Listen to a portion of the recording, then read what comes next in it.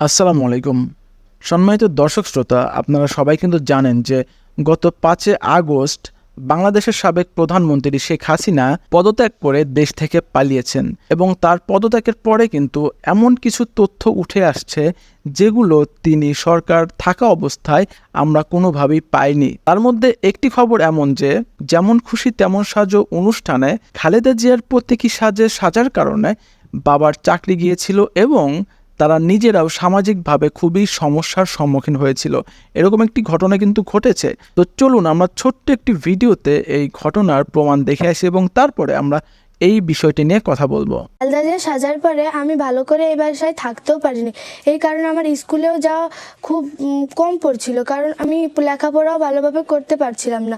সেই কারণে আমি সেদিনই ঢাকায় আমার নানু বাড়ি চলে গেলাম। আমার বান্ধবীরাও আমাকে অ্যাভয়েড করতো। ওনারা আমাকে অনেক ধরনের বিব্রতকর প্রশ্ন করে, যা আমার দেওয়ার মতো মানে কি বলবো না, আমি ভাষাও হারিয়ে ফেলি।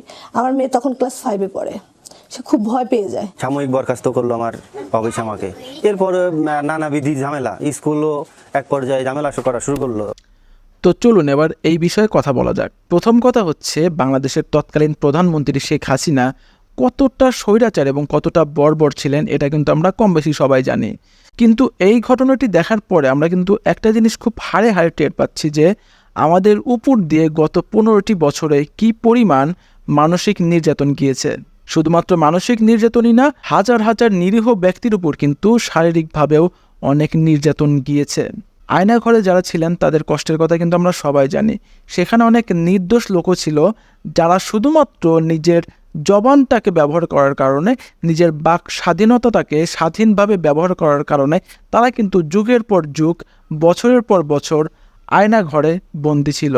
আর আজকে আমরা যে ঘটনাটি দেখলাম, এখানে কিন্তু ছোট্ট একটি মেয়ের ছোট্ট একটি কাজের কারণে তার পুরো পরিবারকে সামাজিকভাবে অনেক বাধার সম্মুখীন হতে হয়েছিল এবং তারা অবশেষে তাদের বাসাতেও থাকতে পারেনি। স্বৈরাচার সরকারের অত্যাচার কতটা নির্মম হতে পারে আমরা কিন্তু গত 15টি বছরে হাড়ে হাড়ে টের পেয়েছি। যাই হোক, যতই স্বৈরাচার হোক, সবারই একটা সময় পতন হয়। আমাদের তৎকালীন স্বৈরাচার প্রধানমন্ত্রীরও পতন হয়েছে। আসলে প্রকৃতি কখনো কারো প্রতি ঋণী থাকেন না। একটা সময় প্রকৃতি কিন্তু সবকিছুর জবাব দিয়ে দেয়, কারণ কেউ কিন্তু স্বপ্নেও ভাবেনি যে এই স্বৈরাচার সরকার এত তাড়াতাড়ি পদত্যাগ করবে এবং এত তাড়াতাড়ি এর পতন হবে।